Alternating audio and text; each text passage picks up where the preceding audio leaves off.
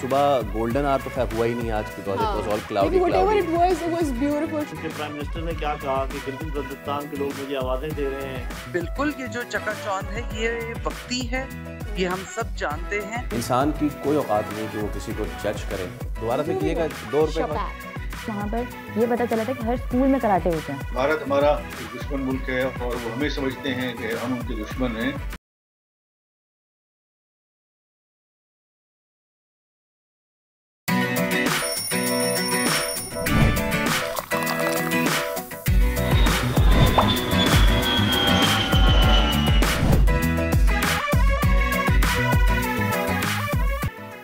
भारतीय सरपरस्ती में होने वाली दहशतगर्दी के नेटवर्क का मास्टरमाइंड अजित डोवल है।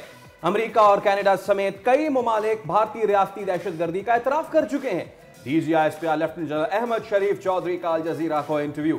कहा, रियासती सरपरस्ती में होने वाली दहशतगर्दी को भारत ने एक पॉलिसी के तौर पर पाकिस्तान के खिलाफ अपनाया हुआ है। फितना उल खवारिज का इस्लाम, इंसानियत, पाकिस्तान या पाकिस्तानी रवायात से कोई ताल्लुक नहीं। मानसून बारिशें शिद्दत इख्तियार कर गई। इस्लामाबाद में मूसलाधार बारिश के बाद नदी नालों में तूफ़ानी आ गई। लाहौर में गरज चमक के साथ तेज बारिश के बाद नशेबी इलाके ज़ेर-ए-आब। कराची में सुबह का आगाज हल्की बारिश के साथ। बारिश के बायस 24 घंटों के दौरान मुख्तलिफ हादसात में 10 अफराद जान से गए। सानेहा लियारी के बाद सिंध सरकार का एक्शन, एसबीसीए हुक्काम के गिर्द घेरा तंग। डायरेक्टर जनरल एसबीसीए ने अफसरान और अमले के असासों की तफसीलात मांग ली। इंतजामिया की जानिब से 51 खस्ता करार दी जाने वाली इमारतों में से 11 को खाली करवा लिया गया। मुतासिरा मकीन किस हाल में हैं, दिखाएंगे प्रोग्राम में। अंडर 18 एशिया कप हॉकी में कौमी टीम की जबरदस्त परफॉर्मेंस। पाकिस्तान चीन को 2-1 से शिकस्त देकर सेमीफाइनल में पहुंच गया। शहबाज हसन और हंजला अली ने गोल स्कोर किया। हाफ टाइम तक पाकिस्तान को 1-0 की बढ़तरी हासिल रही। इवेंट में नाकाबिले शिकस्त पाकिस्तान सेमीफाइनल में मलेशिया से टकराएगा। और world police and fire game से पंजाब पुलिस के जवान की शानदार परफॉर्मेंस, 2 कांसे के तमगे जीत लिए। फ्री स्टाइल और रोमन रेसलिंग में तीसरी पोजीशन अपने नाम की। फख्रे पाकिस्तान फुरकान अहमद आज होंगे दुनिया बोल है में हमारे मेहमान। अस्सलाम वालेकुम, खुश आमदीद। भली करे आया जी आया नो बखैर आगले वशत के दुनिया बोले के साथ मैं हूं सैयद फैसल करीम और मैं हूं सादिया सांस। What a pleasant morning by the way, Miss Yes, Sadia. it was already drizzling. कितना अच्छा लग रहा था ना सुबह दफ्तर आते हुए। You know, सुबह गोल्डन आवर तो खैर हुआ ही नहीं आज because it was all cloudy whatever it was beautiful, tremendous, amazing. जबरदस्त जी। तो कराची वाले आज उठे होंगे तो उनकी सुबह बड़ी शानदार हुई होगी। बाय द वे, हम प्रोग्राम में आगे चल के मौसम पे बात करने जा रहे हैं कि जहाँ हल्की फुल्की बारिश हो रही वो तो है खुशगवार, लेकिन कहीं पर मसला है बहुत ज्यादा। क्या कुछ मसले हैं इसके तो बात करेंगे, लेकिन आज जो है ना हम एक जबरदस्त चीज से शो का आगाज कर रहे हैं। बिलावल ने भारत की ऐसी बोलती बंद की है कि समझे काटो तो लहू नहीं है। फैसल जरा मुझे भी थोड़ा इनलाइटन करें। देखिए सादिया, बिलावल ने कल भारत को ना साफ साफ कह दिया है। तो चलिए फैसल, हम भी जरा अपने नाजरीन को साफ साफ बता देते हैं कि ऑल राइट। बिलावल ने कहा भारत झूठ बोलता है, अपने ही लोगों को बेवकूफ बनाता है। पहलगाम एक ड्रामा है, असल मकसद अपनी ही जनता को बुद्धू बनाना है। समझौता एक्सप्रेस में भारत ने अपनी जमीन पे 40 पाकिस्तानियों को मरवाया और पाकिस्तान में जाफर एक्सप्रेस का हमला भी भारत ने ही करवाया। पाकिस्तान की काविशों को एफएटीएफ समेत दुनिया मानती है और भारतीय कुलभूषण यादव करता है पाकिस्तान में दहशतगर्दी। ये भी दुनिया जानती है। वैसे यू नो व्हाट सादिया, अब पूरी दुनिया जान ही चुकी है, तो कुछ अगर स्ट्रेचर की बात हो जाए तो बिल्कुल फैसल, स्ट्रेचर का फर्क तो देखें। आई मीन वो एक तरफ कहते हैं कि जी मोदी एक्चुअली ये बात कहते हैं ना कि रोटी खाओ वरना गोली मार देंगे, और दूसरी तरफ हमारा बिलावल ये कहता है कि मैं नहीं चाहता पाकिस्तान और भारत की जनरेशंस, आने वाली नस्लें कश्मीर, दहशतगर्दी और पानी पे लड़ाई लड़ती रहे। लेकिन बिलावल ने जो पहलगाम वाक़े पे ना जो करण थापर हैं भारतीय सहाफ़ी, इनकी जो खरी उन्होंने की है, मैं चाहता हूं कि पहले वो सुनाइए कि भारत पहलगाम को ड्रामा बिलावल ने कैसे कहा। तो आपने देख लिया, सीधा मुंह पे बेइज्जती करना इसको कहते हैं। लेकिन होता क्या है कि जब आपको सच बताया जाता है तो आपकी रूह फना हो जाती है, आपकी टांगे कांप जाती हैं। तो जो भारतीय सहाफ़ी हैं, जब उनको सच बताया गया ना सादिया, तो आपको पता है कि ये 35-45 मिनट का इंटरव्यू था, कम अज़ कम 15 से 20 मरतबा इन्होंने रोका है। 20। मैं चाहूंगा कि जरा वो भी दिखाइए कि किस तरीके से जो भारतीय साफी थे वो आग बगूला हो रहे थे। और यार मैं अगर मैं इजाजत है मुझे, प्लीज, बिलावल ने इतने प्यार से उनको ट्रोल किया है ना, हंसते मुस्कुराते, जरा दिखाइए।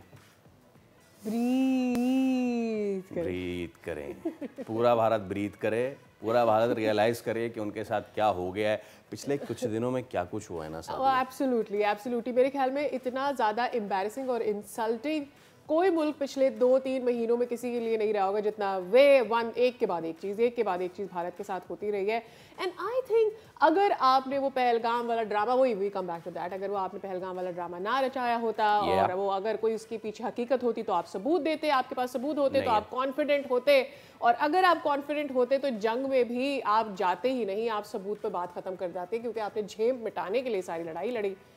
और उसके बाद से लेके अब तक, बाय द वे, कल राजस्थान में उनका एक और तैयारा गिर गया, हम उसके भी आपको मनाजिर दिखाएंगे।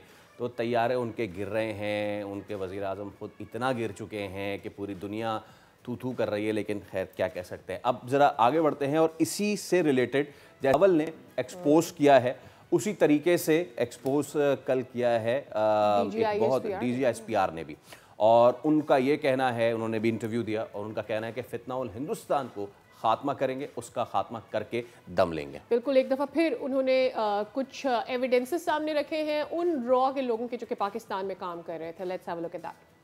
तो DGISPR ने तो भाई साफ कह दिया है कि भारत ने दहशतगर्दी को पाकिस्तान के खिलाफ बतौर पॉलिसी अपनाया है। इससे मुझे याद आ रहा है कि भारत हमेशा से ये कहता था कि पाकिस्तान स्टेट स्पॉन्सर्ड टेररिज्म, वो चीज़ अब ख़त्म हो चुकी है जनाब। DGISPR लेफ्टिनेंट जनरल अहमद शरीफ चौधरी ने अल जज़ीरा को इंटरव्यू दिया और बहुत ही ज़बरदस्त उन्होंने बातें की, बड़ा क्लियर उन्होंने कह दिया है कि आप हैं टेररिस्ट स्टेट और आप एज अ पॉलिसी इसको इस्तेमाल कर रहे हैं। उन्होंने हवाला जो दिया कनाडा का और अमेरिका का, और बाद में उनकी जानिब से जो मजम्मत की गई, बार बार मेरे जहन में एक ही बात आ रही थी कि दिस वॉज द टाइम जब बार बार वो भारत जो है पाकिस्तान को इल्ज़ाम तराशी करता था और कहता था कि जी यहाँ पर तो सेफ हेवन्स हैं एंड एवरीथिंग। आई मीन, आप एक एविडेंस नहीं दे पाए हैं अभी तक पहलगाम और उससे पहले होने वाली किसी भी दहशतगर्दी का, तो भाई आप क्या ही कर पाएंगे। हमारे साथ दिफाई तजिया का जनरल नईम खालिद लोधी साहब मौजूद हैं। खालिद साहब, अस्सलाम वालेकुम, thank you so much for your time. तो रियासती सरपरस्ती में दहशतगर्दी की भारत ने बतौर पॉलिसी पाकिस्तान के खिलाफ उसको अपनाया है, ये साफ साफ कह दिया है DGISPR ने, और माजी के प्रेस कॉन्फ्रेंसेज और गुज़िश्ता रोज़ अल जज़ीरा को दिए गए इंटरव्यू में भी भारत के खिलाफ जनरल अहमद शरीफ चौधरी ने ये सबूत पेश कर दिए। इस तासुर को आलमी सतह पर कैसे देखते हैं आप? शुक्रिया। देखें, जब आपको पता है पहलगाम का वाक़या पेश आया तो भारत ने बहुत कोशिश की दुनिया को ये बावर करवाने में कि ये हमारी तरफ से हुआ है। उन्होंने, बल्कि आपको याद होगा कि बहुत सारे एम्बेसडर्स जमा किए मुल्कों के और एक ब्रीफिंग दी। तो जब उन्होंने पहला सवाल ये कहा, जी आपके पास इस चीज़ का सबूत क्या है, तो वो उनके पास कोई सबूत नहीं था। फिर उनसे पूछा गया वो जो लोग पकड़े गए हैं वो किधर हैं, जी अभी तक पकड़े नहीं गए हैं। तो फिर लोगों ने पूछा कि जब आपने लोगों को पकड़ा भी नहीं है, आपके पास सबूत भी नहीं है, और आप एक मुल्क के ऊपर चढ़ दौड़ने की बात कर रहे हैं, तो बगैर सबूत के ये क्या होगा। तो उसके बाद भी फिर आपको पता है कि जो हमारा मीडिया था, जिस रिस्पॉन्सिबिलिटी के साथ उन्होंने रिपोर्टिंग की, और जो उनका मीडिया था उन्होंने कैसे ड्रामाबाजी की। फिर जो हमारे एनालिस्ट थे, डिफेंस एनालिस्ट और पॉलिटिकल एनालिस्ट, कितनी मतानत से आराम से उन्होंने बात की और उनकी तरफ से क्या बातें होती रही। तो झूठ का पलंदा जो है वो साफ ज़रा चौराहे में फूटा, और फिर ये कि सारी दुनिया ने देख लिया। तो दुनिया तो आज के ज़माने में भाई कैसे आप कोई चीज़ छुपा सकते हैं या कैसे आप झूठ बोल सकते हैं, वो हर चीज़ पता चलती। तो DGISPR बिल्कुल ठीक कह रहे हैं कि जो कुछ उन्होंने किया, वो एक तो ये कि वो फॉल्स फ्लैग था और एक बहाना था, और फिर ये कि उन्होंने ये भी बहुत अच्छा किया कि जो हमारे पास सबूत है कुलभूषण की शक्ल में है, कुलभूषण के बयानात हैं, और जो ये जाफर एक्सप्रेस का मामला है, इस किस्म के और बहुत से ये जो बिल्कुल। और आपकी इसी बात से मेरे जहन में आया है कि कल जब इंटरव्यू देते DGISPR ने अशोक कुमार का जिक्र किया जो कि रॉ हैंडलर हैं, उस जैसे कई और भी पाकिस्तान में ऑपरेट करते रहे हैं, और शवाहिद के साथ उन्होंने कल फिर इसको एक दफ़ा दोबारा से हैमर किया। ये कौन हैंडलर हैं, किस तरह से पाकिस्तान में काम कर रहे हैं, उस पर कितना काम धरती है। जी, ये तो आपको पता है कि ये पहली दफ़ा नहीं है, ये तो अभी एक हैंडलर को लेकर आए हैं ना। इससे पहले कितने ही लोग बीएलए के खुद कह चुके हैं कि किस तरीके से उनको उनके हैंडलर ने किया, ये तो हैंडलर खुद था। और इसके अलावा बाकी अभी इंटरोगेशन हो रही है, मेरा ख्याल है और भी लोग पाकिस्तान की कस्टडी में हैं जो वक्त ज़रूरत ये पेश कर देंगे। और मैं समझता हूँ कि तो लॉफेयर का बेहतरीन हमारे पास मौका है। हमें बाकायदा फोल्डर्स बनाकर कुलभूषण से लेकर जाफर एक्सप्रेस से लेकर बीएलए बीआरए के हैंडलर्स और टीटीपी के किस तरीके से पीछे से फंडिंग होती है, बरामदात मुफ्ती क्या कह रहे हैं, ये सारी चीज़ें इकट्ठे करके हमें चाहिए अपनी तमाम एम्बेसी में भेजें, ताकि तमाम जो कैपिटल हैं बड़े बड़े दुनिया के, उनमें ये चीज़ फैलाई जाए। क्योंकि ठीक है दुनिया नहीं तो कम से कम अवाम ही उस पर उसकी तरफ तवज्जो करेंगे। और जितने ही अच्छे इंटरनेशनल चैनल्स हैं जैसे अल जज़ीरा है, टीएटी है, चाइना का है, बीबीसी वगैरह, इन सब को जो है वो ये मवाद मुहैया करें और बाकायदा हमारे लोग जाके उनको इंटरव्यू दें और बताएं सबूतों के साथ कि ये क्या मामला है। तो ये तो अभी मेरा ख्याल है कि हम करने की अहलियत भी रखते हैं और अभी हमें करना भी चाहिए। उज्जवल साहब, कल डीएसपीआर ने एक बड़ा अहम ये भी इस इंटरव्यू में बात की है कि न सिर्फ पाकिस्तान को भारत ने परेशान किया, अमेरिका और कनाडा समेत कई ममालिक भारतीय रियासती दहशतगर्दी का एतराफ़ कर चुके हैं। तो ये जो स्टेट स्पॉन्सर्ड टेररिज्म हो रही है, इसका नेटवर्क का मास्टरमाइंड है अजीत डोवल। इस पे मैं आपका मौक़िफ़ जानना चाहूँगा।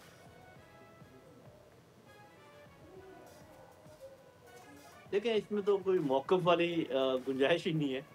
अजीत डोवल ने क्या कहते हैं, सरेआम ये कहा था कि हम इतने पैसे लगाए हैं, इतने पैसे हमने अलग कर दिए हैं और ये हम जिन लोगों को बीएलए वगैरह को इनके ऊपर छोड़ेंगे तो इनको समझ आएगी। ये तो बात रिकॉर्डेड है।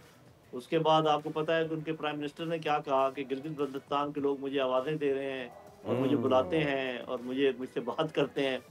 तो उन्होंने तो अपने ऊपर खुद ही एफआईआर काटी हुई है और भोलपन में की है या ज़्यादा उन्होंने रौनक में किया है या समझते हैं अपने आप को कि भी हमें कोई हाथ नहीं लगा सकता।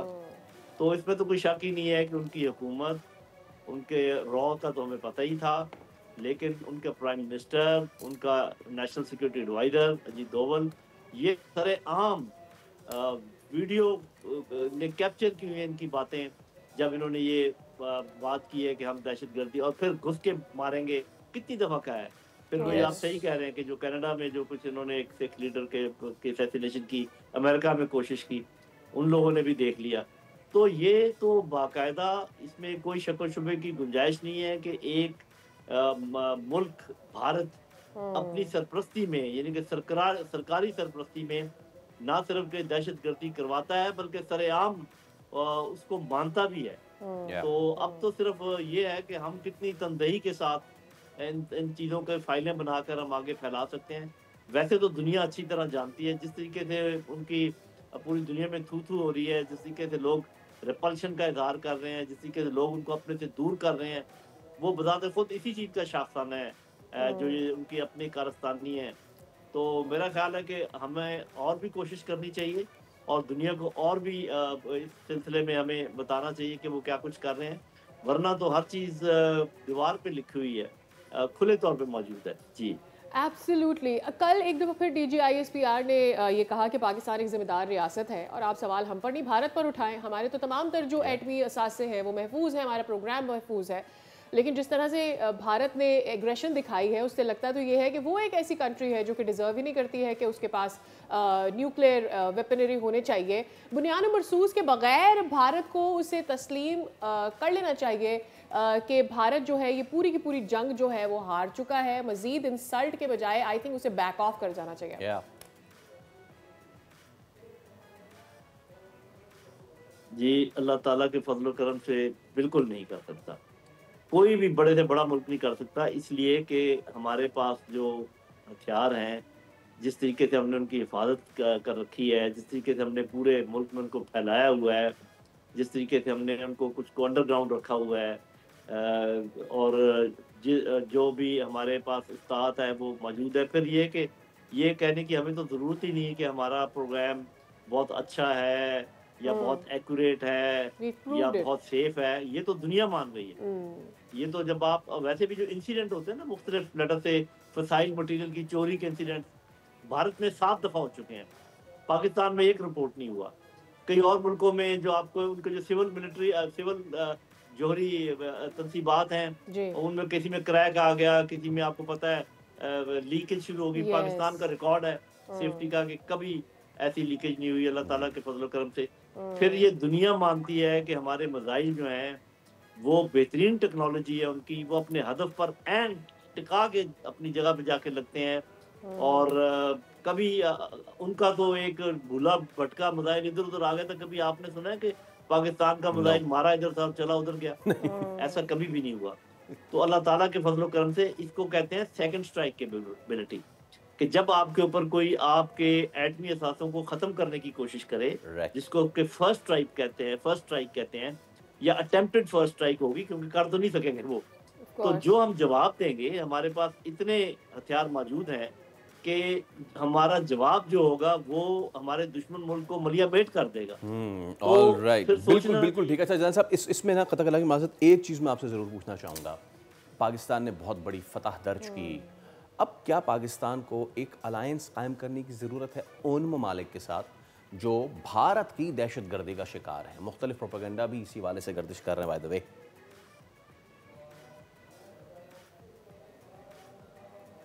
नहीं, मतलब सही बिल्कुल भी नहीं है, 100% गलत है। बल्कि हमारे कुछ लोग भी इस प्रोपेगेंडा का हिस्सा बन जाते हैं। तो देखें, इसमें तो कोई शक नहीं कि चीन हमारा बहुत गहरा दोस्त है और हर मौके पर वो हमारी मदद करते हैं। लेकिन जंगें मेरे भाई तमाम मुल्कों को अपनी खुद ही लड़नी पड़ती हैं। और ये जो बात है ना, जो वो कहते हैं कि जी ऐसे मौके पर ये था वो था, मैं इनको ये कहा करता हूँ हिंदुस्तानियों को कि अच्छा ऐसे करते हैं। अगर आप ये समझते हैं कि ये सिर्फ हथियारों का मामला है और उसमें ट्रेनिंग का कोई ताल्लुक नहीं है और जान फशानी से जिस तरीके से हमारे लोगों ने प्लानिंग की है उसका कोई ताल्लुक नहीं है और जो जज्बा ईमानी है उसका आपके ख्याल में कोई ताल्लुक नहीं है, तो जो आपके पास चीजें हमें दे दो, हमारी चीजें आप ले लो और 6 महीने के बाद फिर लड़के देख लो। तो बात ये है कि लड़ाई में साजो सामान बहुत अहमियत उसको हासिल है, इसमें कोई शक शुबा नहीं है। तमाम कौमें अपनी जंगें खुद लड़ती हैं। जंग के दौरान जो है ना मदद नहीं की जा सकती। अगर कोई आपको जंग के दौरान जहाज दे दे तो क्या पड़ा लेंगे या कोई और चीज दे दे? देखे ईरान की कुछ लोग मदद करना चाहते थे, चीन रूस वगैरह, लेकिन जंग के दौरान तो वो कुछ नहीं ले सकते थे। तो बात ये मेरे भाई, ये हमारे हवाबाजों की जान फशानी के साथ की ट्रेनिंग, इसी तरीके से हमारे ज़मीनी फोर्सेस की ट्रेनिंग, उनका जज्बा, उनकी मेहनत, ये उसका समर है। एब्सोल्युटली, बिल्कुल ठीक है जनरल साहब, थैंक यू सो मच, बहुत शुक्रिया आपके वक्त का। एंड एब्सोल्युटली ये बिल्कुल बात ठीक है कि yes it is the machine but it is again the man behind the machine, जो कि और आप कितनी भी मदद किसी मुल्क की कर दे, आखिरी मोमेंट में तो उसको चलाना आपके लोगों ने ही है ना। आप भले किसी को भी जंग बंदा अकेले ही लड़ता है बॉस, जंग मुल्क अकेले ही लड़ता है। बिल्कुल, एक्चुअली यस। ओके, चले जी, अभी हम एक ब्रेक ले रहे हैं। ब्रेक के उस पर हाजिर होंगे तो कल हमने फैसला किया, मैंने सादिया ने, कि हम जाएं और न सिर्फ दुख सुख बांटें अपने लियारी के बहन भाइयों का, बल्कि जरा जाके देखें भी और आपको भी दिखाएं। इमारत एक गिरी है लेकिन कई ख़ानदान उजड़े हैं, और एक इमारत गिरने के बाद अब जो दीगर इमारतें गिराई जा रही हैं वहाँ के मकीनों का क्या हाल है, जो लोग बेघर हो गए हैं उनका पुराने हाल, जो कहा जा रहा था कि शेल्टर है, लोग रुक रहे हैं, उनके पास कोई सर छुपाने की जगह है, ऐसा कुछ भी नहीं है। ऑलराइट, एक्चुअली वहाँ क्या है? ऑलराइट, एक्चुअली क्या है, एक ब्रेक के बाद आपको दिखाएंगे। Stay with us.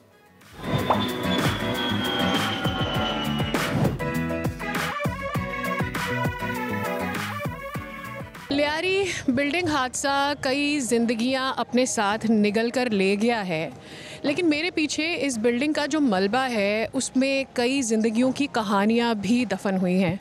मेरे हाथ में ये देख रहे हैं, ये किसी बच्ची का शू है। ये जूता किसी 3 साल की, शायद 2.5 साल की बच्ची का है, और इसको देखकर मेरा दिल रो रहा है। मेरे पीछे आप देखें अगर तो जा नमाज आपको नज़र आएगी, आपको बर्तन नज़र आएंगे, आपको वो टोकरी नज़र आएगी जिसको शायद घर से बाहर उसकी खिड़की से लटकाया जाता था सामान लेने के लिए, और इतना सामान है, लोगों के कपड़े हैं, बच्चों की किताबें हैं। एक मिनट को जब आप ये देखते हैं तो आपको ऐसा लगता है कि इसके अंदर शायद अभी भी ज़िंदगी दबी हुई है, या पता नहीं वो ख़त्म हो गई है, लेकिन इसमें कोई ज़िंदगियाँ थी जो जी रही थी, जो सांस ले रही थी, जिनको जीने का हक हासिल था, जिनको अभी और जीना था, जिनकी ज़िंदगी के बहुत सारे ख्वाब थे, ऐसे वालिदैन जिन्होंने अपने छोटे बच्चों के लिए बहुत सारे प्लान बना रखे थे, ऐसे बच्चे जिन्होंने ऊंचा उड़ने के ख्वाब देखे थे, वो सब इस मलबे के नीचे दब गए। अब भी अगर हुकूमत किसी भी शख्स के लिए ये बात करे, यहाँ पर रहने वाले ख़ानदानों के लिए ये बात करे कि हम उन्हें आर्जी तौर पर, क्योंकि मुझे पता चला यहाँ पर कि लोग अपने रिश्तेदारों के घरों में मौजूद हैं, उनको कोई आर्जी ठिकाना गवर्नमेंट की तरफ से नहीं दिया गया है, और अगर 1 दिन 2 दिन हफ्ते बाद वो सोचते भी हैं कि हमने उन घरों से बाहर निकलना है, तो वो कहाँ जाएं? ये ज़िंदगियाँ जो यहाँ पर ख़त्म हो गई हैं, जो बच गए हैं, वो अपनी ज़िंदगियाँ कहाँ जाके बसाएं? इसका सवाल अगर गवर्नमेंट नहीं देगी, सरकार नहीं देगी, तो फिर कौन देगा? हम यहाँ पर आए लियारी में, और ये जो बिल्डिंग गिर गई है, यहाँ पर उसका मलबा है, यहाँ के लोगों से बातचीत कर रहे हैं, तो अभी भी यहाँ पर लोग आ रहे हैं, अपना सामान यहाँ से लेकर जा रहे हैं, क्योंकि अब कई दिन हो गए हैं, इनके पास कोई रहने की जगह नहीं, तो पलट कर यहीं से अपना सामान इकट्ठा करके जा रहे हैं। जहाँ भी इन्होंने अपना सर ढांपा है वहाँ पर पहुँच रहे हैं। एक मुतासिरा शख्स हमारे साथ है, उनसे बात कर लेते हैं। अस्सलाम वालेकुम। सर, आपका नाम? मेरा नाम हीरा लाल। हीरा लाल साहब, बताइएगा कौन से फ्लोर पे रहते थे? आपकी फैमिली में कौन कौन था? मेरा घर तो यहाँ 3rd फ्लोर पे था, लेकिन मैं नहीं रहता था, मेरा चाचा का बेटा रहता था। मैंने काफ़ी दिन पहले अपना घर छोड़ दिया था यहाँ से ना।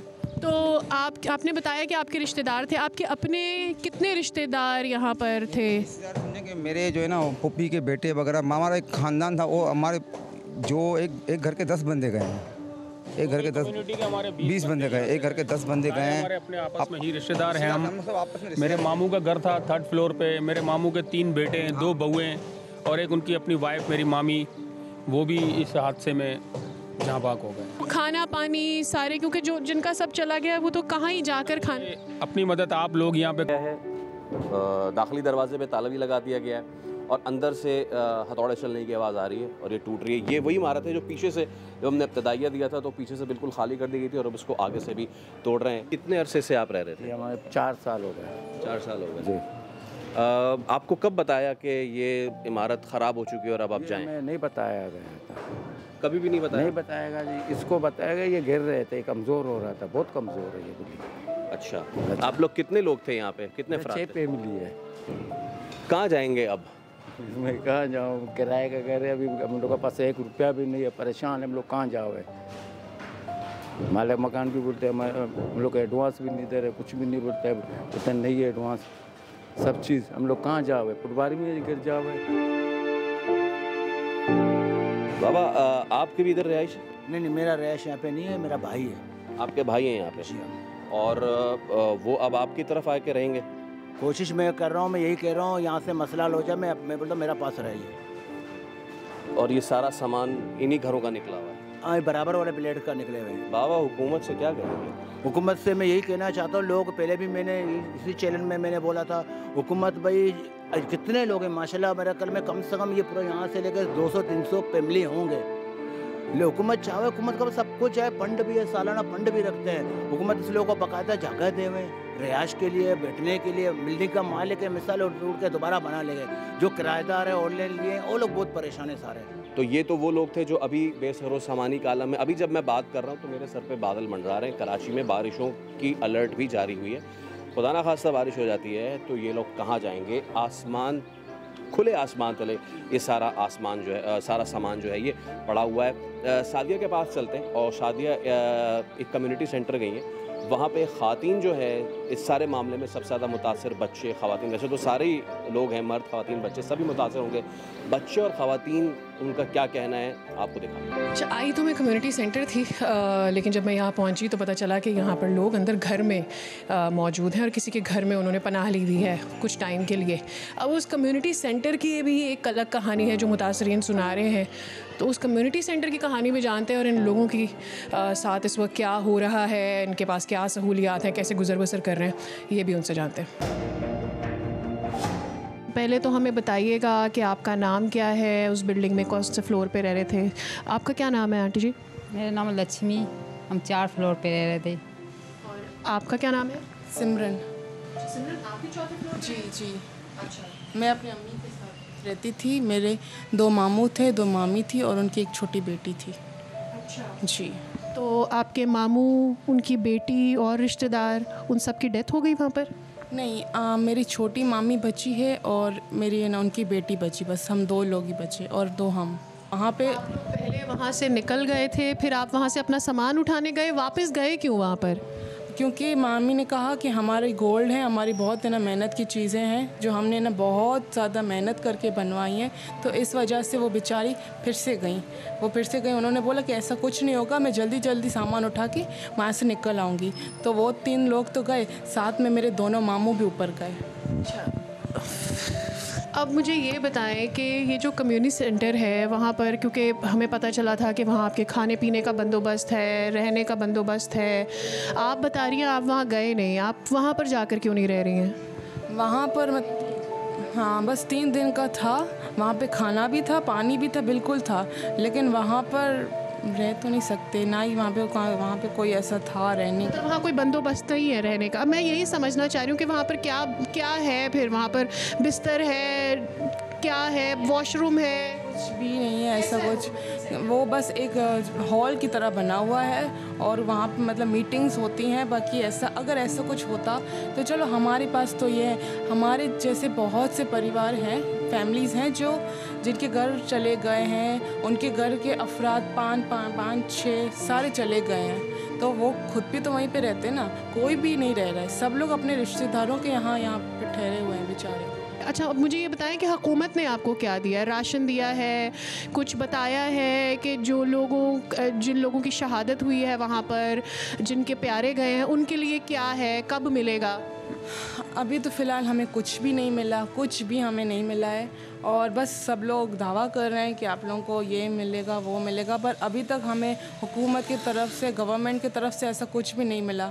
हम यही सोच के परेशान हो रहे हैं कि जो हमारे गोल्ड्स, जिसके लिए मेरी मामी ने अपनी जान दे दी, हमें वो भी अभी तक नहीं मिला, ना हमारे जो पैसे थे वो भी हमें नहीं मिले, घर भी चला गया। अब बस हम यही सोच रहे हैं कि हम कहाँ जाएं। कुछ कहना चाहती हैं? मैं तो बहुत कुछ कहना चाहती हूँ। आप ये बताएं, ये मेरी चाची है, अल्लाह उनको बहुत खुश रखे जो हमें यहाँ ठहराए, लेकिन हम कब तक रहेंगे, कब तक? हमारा जो भी था सब कुछ चला गया। मैंने मेहनत से पैसे जमा की थी, कमेटी डाली थी जो 2 सालों से चल रही थी, वो कमेटी 3 लाख थी। मेरी शादी के ज़ेवर जो मैं इस बच्ची के लिए रखी थी जमा करके, एक चीज़ वो तक नहीं मिला। नहीं, घर में जो बिस्तरे थे, जो कपड़े लाटे पहनने के लिए, वो तक भी नहीं मिला। कुछ भी नहीं किया गया, कुछ भी नहीं। हम तो बिल्कुल बेसहारा हो गए, बेबच्चों। हमारा सहारा था मेरे भाई, भाभी, भैया, वो भी इस दुनिया से चले गए। हम अब किसके सहारे जिएंगे, किसके सहारे चलेंगे? अभी आप भी बताइए, कौन है हमारा पीछे?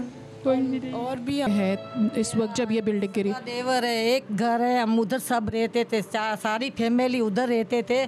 फिर सारी 3 जने निकल गए, एक देवर रहते थे उधर। सगा मेरा देवर है, बेटा भी है मेरा देवर, मेरा बेटा ही समझती हूँ मैं तो हमें पता चला कि बिल्डिंग खाली करने का पहले से कहा नहीं, बोला, झूठ बोलते हैं ये। कभी ऐसे नोटिस नहीं भेजा, कभी ऐसा नहीं बोला कि तुम निकल जाओ। पैसे दिया थोड़ा थोड़ा। अभी पैसे किसने दिए? वो बोला पहले नहीं आए थे कि पगड़ी वाले निकलो, तो अभी ये थोड़ा पैसा दिया, थोड़ा नहीं दिया किराए पे। कितनी रकम थी आपकी? 3 लाख दिया था, 3 लाख। अभी कितनी रकम पीछे रह गई? अभी दूसरा नहीं दिया उस लोगों ने, हमको कभी भी नहीं बोला। किराए पे बैठा दिया, 15,000 किराया देते थे, किराए पे बैठा दिया वो लोग ने, मकान वाले ने। कभी नहीं, हम नहीं तो हमारे सारे निकल गए, 3 फैमिली। हम हमारे देवर को नहीं लेके निकल जाए, हमको बोला नहीं कभी। इस लोगों ने कभी ऐसा नहीं बोला कि बिल्डिंग गिरेगी कि तुम निकलो, कि नोटिस भी नहीं दी उसने कभी। हम कितना दुखी है। मेरे पास 4.5 महीना हुआ, 5 महीने मेरी बहू भी चले गई दुनिया से, उसका 3 बच्चे वापस हमारे को ये आया। ये कितना हमको आया दुख, देखो तो सही। अल्लाह किसी को अल्लाह ताला ना दे, किसी से ऐसा नहीं हो। हमारे 6 अपराध चले गए बेटे। इसको निकाल कर कौन लेकर आया वहाँ से बच्ची को? पता नहीं कौन लड़के थे, निकाल के सीढ़ियों पे दे दिया इसको। उस औरत को लगा है ना मास्टर में, हमारी वो भी हमारी फैमिली की है, 10 जने हमारे। तो हमको कभी नोटिस नहीं दिए, कभी बोला भी नहीं है। अभी निकालते थे तुम लोग पगड़ी के घर वाले को, तो क्यों हमको नहीं बोला कि चले जाओ, पैसा देते हैं हम लोग का, बिल्डिंग सही नहीं है, बोलना चाहिए ना। क्यों किराए पे बैठा दिया सबको?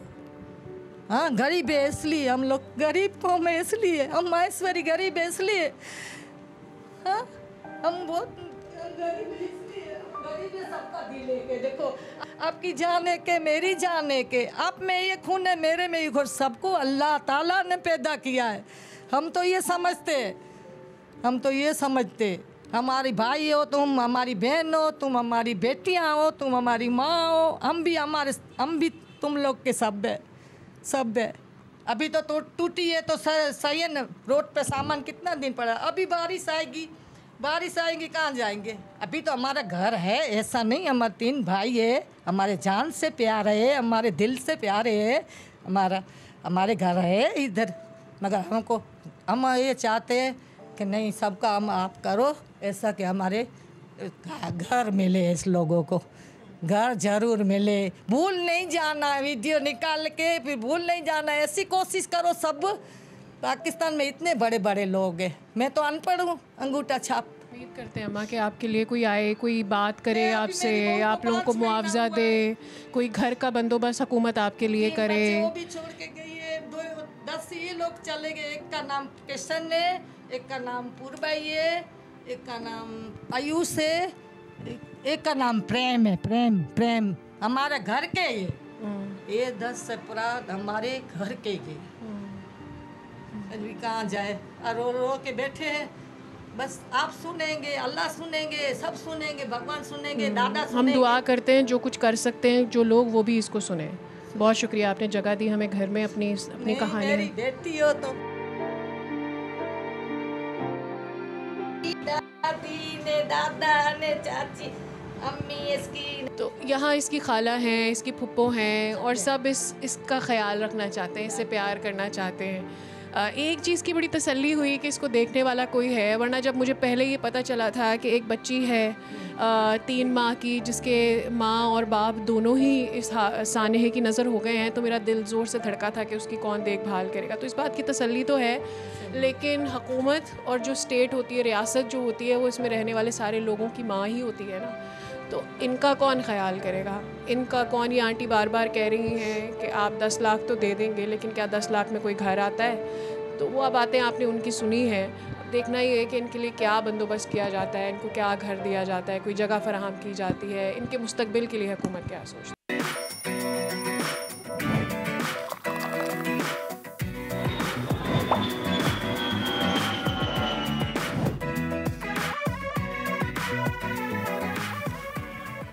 वेलकम बैक, एक दफ़ा फिर से खुश आमदीद, and I hope now you are having good time because हमारा शुरू हो गया। We just had coffee, actually I finish my coffee. Okay, and और how are you having your morning today?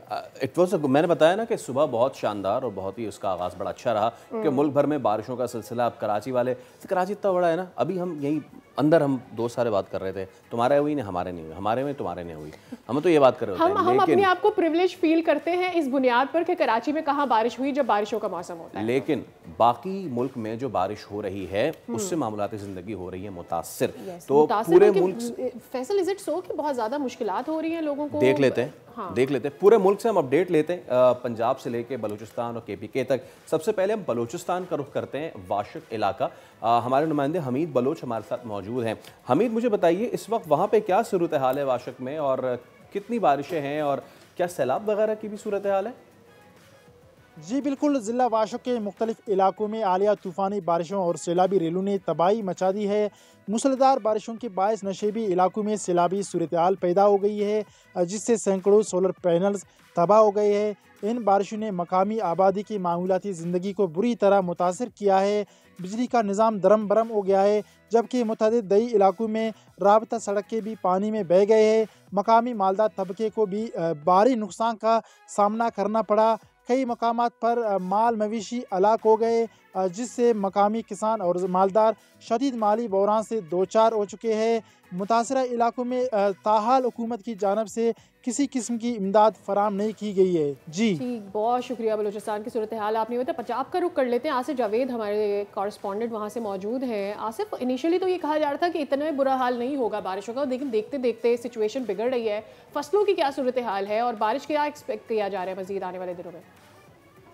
शदीद बारिशों और आंधियों तूफान की वजह से जो किसानों की जो फसलें हैं उनको काफ़ी हद तक नुकसानात पहुंचा है। लोगों की खड़ी फसलें गिर चुकी हैं, जिसमें ख़ुसूसन मकाई की जो फसल है वो अभी काश्त की गई थी और उसमें पानी डलने की वजह से वो गल सड़ चुकी है। और इसके अलावा जो ज्वार की फसल है वो लोगों की खड़ी फसलें गिरी हैं, जिसकी वजह से काफ़ी नुकसानात हुए हैं। इसके अलावा तिल्ली की फसल को भी काफ़ी नुकसान हुआ है। मेरे साथ यहाँ पर कुछ किसान मौजूद हैं, मज़ीद इनसे जानते हैं इनका क्या कहना है, हुकूमत से क्या मुतालबा है, इनका किस किस चीज़ कौन कौन सी फसल का नुकसान हुआ है। जी सर, क्या कहना चाहेंगे, आपका किस चीज़ का नुकसान हुआ है, आपका हुकूमत से क्या मुतालबा है? जी, तेज़ बारिशों और हवाओं की वजह से हमारी फसलों को काफ़ी नुकसान हुआ है। जिसकी वजह से हमारी फसलें नीचे गिर गई हैं। ख़ास तौर पर जवी और तिली की फसलें नीचे गिर गई हैं और हमारी मकई के जो काश्त की हुई पिछले दिनों में वो पानी की वजह से गल सड़ गई हैं। हमारी हुकूमत से यही अपील है कि हमारे नुकसान को पूरा किया जाए, हमारे साथ ताउन किया जाए।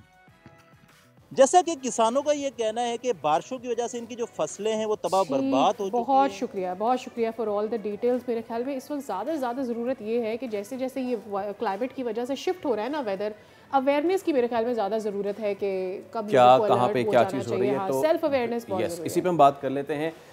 NDMS expert doctor Tayyab Shah साहब हमारे साथ मौजूद हैं। डॉक्टर साहब अस्सलाम वालेकुम, बहुत शुक्रिया सबसे पहले तो आपके वक्त का।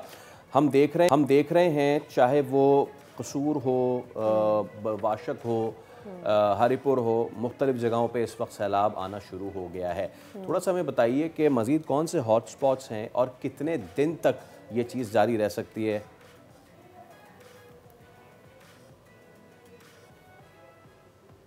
मुल्क के मुख्तलिफ डिस्ट्रिक्ट्स में, रीजन्स में इस वक्त एक्टिव है। ये जो सिलसिला था 6 जुलाई से 10 जुलाई तक तो प्रेडिक्टेड था कि ये सिलसिला जो है मुल्क के बेशतर इलाकों में अच्छी खासी बारिश लाएगा।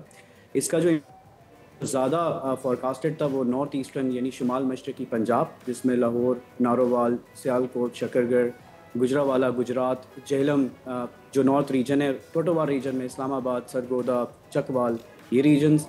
नॉर्थ ऑफ खैबर पख्तूनख्वा में भी फोरकास्टेड था, मालकंड और हज़ारा डिवीज़न में। सेंट्रल पंजाब और सुलेमान रेंज के पास और सिंध के भी जो नॉर्थ ईस्टर्न रीजन है या सदर्न रीजन जहाँ पे ठट्टा, सजावल, बदीन, टंडवाला यार, ये रीजन्स भी, और मशरकी इलाके जो बलूचिस्तान के हैं जिसमें बार खान, कोहलू और साथ ही जो साउथ में वाशुक और अवरान रीजन है, इन रीजन्स में तो ये मानसून का सिलसिला की ऑलरेडी प्रेडिक्शंस थी। आपको मैं आने वाले दिनों में भी इसकी फॉरकास्ट के बारे में बता देता हूँ। जो डेटा हमारे पास है 10th and 11th of this month, ये अभी भी ये जो है different reasons of Pakistan, particularly शुमाल मशरकी पंजाब, वस्त पंजाब में और मशरकी खैबर पख्तूनख्वा में और बलूचिस्तान की भी मशरकी इलाकों में बारिशें वक्फे से जारी रहेंगी। इसके साथ साथ 12 के बाद 13, 14, 15 जुलाई सून हमें देखने को मिलेगा। और ये स्पेल इसमें यह है कि अब ये स्पेल का कुछ जो है इम्पैक्ट सिंध की तरफ भी आएगा। तो जो नेक्स्ट का भी स्पेल हम देख रहे हैं, तो सिंध चूँकि अभी तक महरूम था ज़्यादा बारिशों से, लेकिन आने वाले 13, 14, 15 में भी जो फॉरकास्टेड जो वेदर पैटर्न्स हैं उन डेटा से यही अभी प्रेडिक्ट किया जा रहा है कि अभी सिंध में भी मानसून की बारिशें का आगाज़ होगा। सेकेंडली तैयब साहब, थोड़ा सा अगर हम जूम इन करके सिचुएशन को देख लें और ये समझ लें कि अगर हम बात करते हैं शुमाली पंजाब की, तो कौन से स्पेसिफिक इलाके जहाँ पर ज़्यादा बारिश एक्सपेक्टेड है, फिर इसी तरह से KP में कहाँ पर कौन से इलाके हैं जो ज़्यादा मुतासर होंगे? जी, शुमाली पंजाब में सबसे ज़्यादा जो इम्पेक्टेड रीजन्स हैं उसमें नारोवाल, सियालकोट, शकरगढ़, वज़ीराबाद, जेहलम, इसके साथ साथ ही गुजरावाला, मंडी बहाउद्दीन और लाहौर और फैसलाबाद। सेकेंडली पोटोवार रीजन भी इस वक्त इम्पैक्टेड एरिया में शुमार उसका है, जिसमें इस्लामाबाद, रावलपिंडी, ट्विन सिटीज़ में पिछले 3-4 दिनों से मुसलसल काफ़ी एक्टिविटी है। जो लोग पानी के बहाव के करीब रह रहे हैं वहाँ की सूरत हाल के हवाले से आगाह कीजिएगा, क्योंकि सिर्फ एक तो पानी किस तरफ जा सकता है ये खदशा नहीं होता, आसपास की ज़मीन मुतासर हो जाती है, लोगों के घर मुतासर हो जाते हैं। तो वो वाले जी फसलें यस, तो वो इलाके कौन से होंगे वहाँ, अगर हम उसके ऊपर ज़रा फोकस कर प्रायर इन्फॉर्मेशन दे दें तो हो सकता है कि शायद प्लीज गो ऑन सर। जी ठीक है। चूँकि आप ये जो नशेबी इलाके हैं जहाँ पे लोकल फ्लडिंग या अर्बन फ्लडिंग हो सकती है, लाहौर में एंड सियालकोट की रीजन में, नारोवाल में बहुत से छोटे नलाज हैं जिसमें बरानी नलाज जिनको कहते हैं, जिसमें एग है, देग, बेग, बसंतर, पलकू, ये वो रीजन्स हैं जहाँ पे बरसाती नालों में पानी का बहाव तेज़ होता है, पर्टिकुलरली ड्यूरिंग मानसून सीजन। हमने ये आइडेंटिफाइड रीजन्स ऑलरेडी मुतल्लिका इदारों को, प्रोविंसेस को भेज भी दिए हैं। सेकेंडली, जिस तरह ट्विन सिटीज़ की बात हो जाए तो रावलपिंडी में नला लई के करीब, इस्लामाबाद में समा रिवर के करीब, ये वो रीजन्स हैं जहाँ पे ड्यूरिंग ये सीजनल फ्लोज इनमें ज़्यादा होते हैं ड्यूरिंग मानसून। खैबर पख्तूनख्वा में बहुत से ऐसे रीजन्स हैं जहाँ पे हाई जो है फ्लोज एक्सपेक्टेड हैं। ख्वाजा खिला जहाँ पे स्वात का रीजन है, मुंडा के पास भी, हेडवर्क के पास। सेकेंडली कलपानी नला, चारसदा का मकाम जहाँ पे डिफरेंट कन्फ्लुएंस है खैबर पख्तूनख्वा के डिफरेंट दरियाए जो काबल है उसके पास, ये वो रीजन्स हैं। चारसदा पेशावर में बुतनी नला के करीब, ये हमने रीजन्स आइडेंटिफाई करके प्रोविंसेस को दिए भी हैं। लोकलाइज फ्लडिंग के चांसेस ज़्यादा हैं, और लोकलाइज फ्लडिंग जो है वो अर्बन एरियाज़ में नॉर्मली ज़्यादा देखी जाती है, जहाँ पे बारिशों की इस बार प्रेडिक्शंस भी ज़्यादा हैं। लाहौर, फैसलाबाद, ये वो रीजन्स हैं जहाँ पे कम दौरानिए में ज़्यादा बारिशों से अर्बन फ्लडिंग हो सकती है। खारिया में लास्ट डे जो है 106 मिलीमीटर सबसे ज़्यादा हाईएस्ट जो है बारिश रिकॉर्ड की गई है, ये भी रीजन है जहाँ पे अर्बन फ्लडिंग हो सकती है। जेलम सिटी में 97 मिलीमीटर, इस्लामाबाद के बनी गाला रीजन में भी काफ़ी ज़्यादा 90 मिलीमीटर की बारिश रिकॉर्ड की गई है। लाहौर में 87 मिलीमीटर की बारिश, जिसकी वजह से लोकल फ्लडिंग और urban flooding low lying areas में वहाँ पे भी ज़्यादा चांसेस हैं। बात की जाए उसकी बलोचिस्तान की, तो बलोचिस्तान की बारखान, कोहलू, यहाँ पे बहुत से फ्लैश फ्लड इवेंट्स ट्रिगर हो सकते हैं। वाशुक में भी, डेरा बुक्ती, डेरा मुराद जमाली, ये वो रीजन है जो foot hill of Sulaiman range पे मौजूद हैं, यहाँ पे भी हैवी फ्लोज एक्सपेक्टेड हैं। डॉक्टर साहब, आखिर में मैं जानना चाहूँगा, शॉर्टली के छुट्टियों के महीने हैं तो लोग टूरिस्ट जो हैं बहुत ज़्यादा उन हॉट स्पॉट्स में, उन इलाकों में जाते हैं, तो मैं चाहूँगा कि उन जो टूरिस्ट स्पॉट्स हैं वहाँ पे क्या सूरत हाल रहेगी, अगर आप इसको थोड़ा सा माइक्रो करके बता सकें ताकि उन तक भी इंफॉर्मेशन पहुँच सके। जी, अब पाकिस्तान का जो नॉर्थ रीजन है, गिलगित बल्तिस्तान और नॉर्दर्न खैबर पख्तूनख्वा, यहाँ पे लास्ट कपल ऑफ डेज से ये देखा जा रहा है कि बारिशों के अलावा सबसे ज़्यादा जो यहाँ पे एक डेंजर साइन है कि टेम्परेचर की डेविएशन ज़्यादा है, यानी टेम्परेचर काफ़ी ज़्यादा वहाँ पे एक्सपेक्ट किया जा रहा है और हो रहा है, जिसकी वजह से डिफरेंट जितने भी रिवर्स हैं, सिस्टम्स हैं पाकिस्तान के नॉर्थ पे, शिगर रिवर हो गया, Hunza river, number of other rivers, यहाँ के फ्लोस काफ़ी ज़्यादा हैं, जिसकी वजह से गिलगित बल्तिस्तान के मुख्तलिफ इलाके, हुंजा, नगर, दयामीर और नंबर ऑफ अदर डिस्ट्रिक्ट्स, यहाँ पे फ्लैश फ्लडिंग के इवेंट्स बहुत ज़्यादा एक्सपेक्टेड हैं। हमने ये तमाम एडवाइजरीज एनडीएमए की डिजास्टर, एनडीएमए पाक डिजास्टर अलर्ट की जो हमारी एप्लीकेशन है, अच्छा, वेबसाइट्स पर जो सारी डिटेल तैयार सब आ ही रही होती है, लेकिन हमारी अपनी कोशिश भी यही होती है कि जो लोग इतने ज़्यादा इंटरनेट यूजर्स नहीं है, फ्रेंडली नहीं है, उनको टीवी के जरिए ये सारी चीज़ें मिल जाएं, और आप भी वक्तन फ़वक्तन हमें आगाह करते हैं। बहुत शुक्रिया आपके वक्त के लिए। अपडेट्स बता दी गई हैं, वो ये है कि 10, 11, 13, 14, 15 जुलाई तेज़ बारिशें एक्सपेक्टेड हैं। वो लोग जो पानी के बहाव के करीब रहते हैं और ख़ासतौर पर जिनके घर ऐसे हैं जो खस्ता हाल है, प्लीज़ प्लीज़ प्लीज़ अपना ख्याल करें, और जो देखें, और मेरे ख्याल में ख़ासतौर पर टूरिस्ट इस बात का ध्यान रखें कि उन्होंने कहाँ मूव करना है और कैसे मूव करना है। आगे बढ़ते हैं। कराची से मिलने वाली मॉडल अदाकारा हुमैरा असगर की लाश अभी कत्ल का मामला हल होने का नाम नहीं ले रहा है। डिफेंस के फ्लैट से जो अदाकारा की लाश मिली है, पोस्टमार्टम उसकी रिपोर्ट आई है, और कल पहली खबर आई कि 1 माह पुरानी, फिर आई 4 माह पुरानी, समवन से 6 माह पुरानी लाश। तो ये तमाम तर मामले, हम पहले इस पे ज़रा बात कर लेते हैं। हमारे नुमाइंदे खुर्रम गुलजार हमारे साथ मौजूद हैं। खुर्रम, लेटेस्ट है फैमिली की तरफ से, हमें सुनने में आया कि कोई आएगा लेने या नहीं लेने आएगा, प्लीज़ हमें ज़रा अपडेट कीजिए। बिल्कुल, असल मेरी आज सुबह ही हमारा असगर के जो वालिद हैं, थोड़ा सा उनसे रब्ता हुआ है और उनसे बात हुई है, और उनका यही कहना है कि वो अभी मशवरा कर रहे हैं, और मुमकिन है कि आज ही जो फैमिली है उनकी वो लाहौर से कराची पहुंचेगी ताकि ये लाश जो है वो वसूल की जाए, क्योंकि गुज़श्ता रोज़ वालिद की जानिब से इनकार सामने आया। फिर शाम में बहनोई की जानिब से पुलिस से रब्ता किया गया, दूसरी पुलिस से, लेकिन पुलिस की जानिब से ये कहा गया कि हकीकी रिश्ता होगा तो उसको डेड बॉडी उनके हैंड ओवर की जाएगी। जिसके बाद आज सुबह जब बोर्ड न्यूज़ की टीम ने रब्ता किया तो उनका ये कहना है वालिद का कि आज हम मशवरा कर रहे हैं और मुमकिन है कि आज ही यहाँ कराची पहुँचे। लाश के हवाले से जो डॉक्टर सुमैया हैं पुलिस सर्जन, उनसे भी हमारी रात बात हुई तो उनका ये बताना था कि लाश जो है वो 6 माह से ज़ायद है पुरानी है, और क्योंकि लास्ट जो उसमें जो मोबाइल फ़ोन का रिकॉर्ड सामने आया उसमें अक्टूबर 2024 को ही मैसेज मौसूल हुआ जो कि एक ऑनलाइन टैक्सी ड्राइवर का था, जिसके बाद कोई इनकी जो सोशल मीडिया की जो वेबसाइट है नहा आखिरी पोस्ट भी उनकी अक्टूबर 2024 की सामने आ रही है। उसके बाद कोई पोस्ट में मोबाइल फ़ोन इस्तेमाल नहीं हुआ, जिसके बाद से यही कहा गया कि ये डेड बॉडी जो है वो तकरीबन 6 माह से ज़ायद पुरानी मालूम होती है। डॉक्टर सुमैया पुलिस सर्जन ने खुद उस फ्लैट का भी दौरा किया, वो खुद उस फ्लैट में गई और वहाँ जो है वो कल जो चीपर रेस्क्यूअर हैं उनकी जानिब से भी 1-2 जगह पर बयानात दिए गए, वो मेरे सामने आ रहे थे। फिर डॉक्टर्स की जो बातचीत इनिशियल जो रिपोर्ट आई उसमें कहा गया कि ये इनिशियल रिपोर्ट से इस पर कुछ पता नहीं चल सकता, इसका फोरेंसिक होगा। अब आपने ये कह दिया कि ये 6 माह पुरानी लाश है, मुझे ये बताइएगा कि फोरेंसिक से भी कुछ पता चल सकता है? बिकॉज अपेरेंटली क्या ड्रग यूज़ हुई, नहीं हुई, मौत की वजह क्या बनी, मतलब मैं जानना ही चाह रही हूँ कि 6 महीने में पता हो सकती है?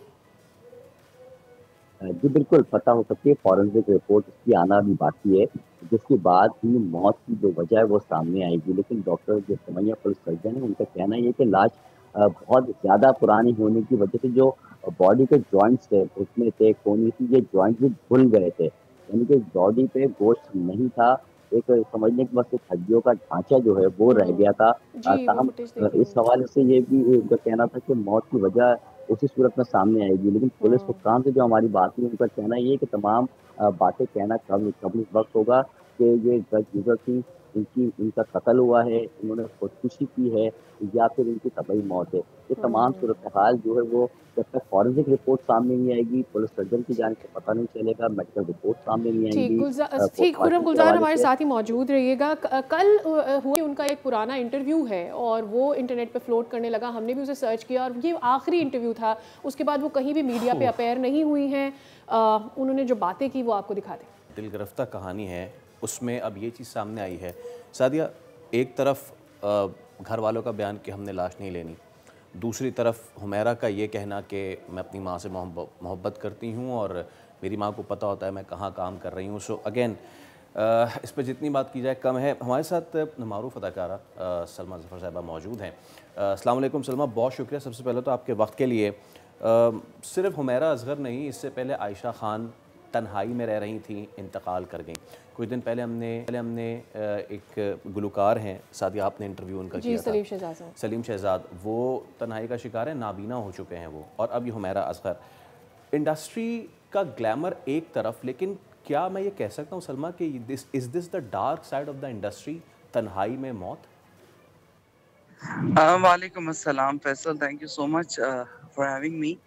मैं सिर्फ इतना कहूँगी, पहले तो अल्लाह रब्बुल इज़्ज़त मग़फ़िरत फरमाए हुमैरा की भी और आयशा आपा की भी।